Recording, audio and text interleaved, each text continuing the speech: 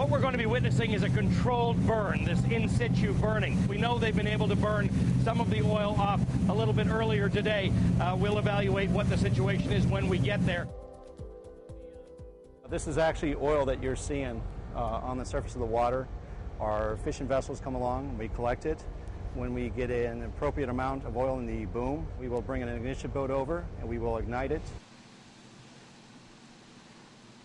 That's what you want to see. It is. We call those our mega burns or our very successful burn.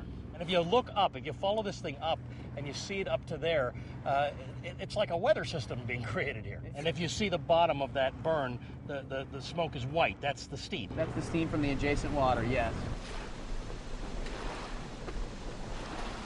You'll see as we come up, there are shrimpers on either side of that fire. That's where the boom is connected. We have them pull in a U configuration. They gather that oil into the boom, and they just keep working real slow. They corral the oil, basically, that is then set on fire. Say we're averaging 2,000 to 5,000 barrels an hour of these kind of burns. All right, so even though this is crude oil, it's been degraded a little bit from its mixture of the water. You can't sort of just throw a match on it and hope that it's going to ignite. So what happens is they put one of these in with it. This is 2 half-gallon jugs of diesel, and then at the bottom here you see a flare. And they light the flare. The flare then melts the plastic around the diesel, ignites the diesel, and hopefully the diesel burns hot enough and long enough in that oil that it ignites the oil.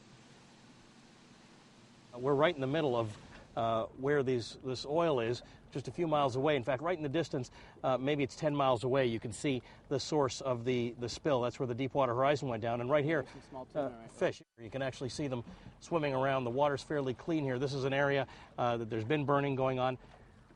In a good day, they can burn maybe 30 to 40,000 barrels of oil in these controlled fires. Now, the sun's getting ready to set here.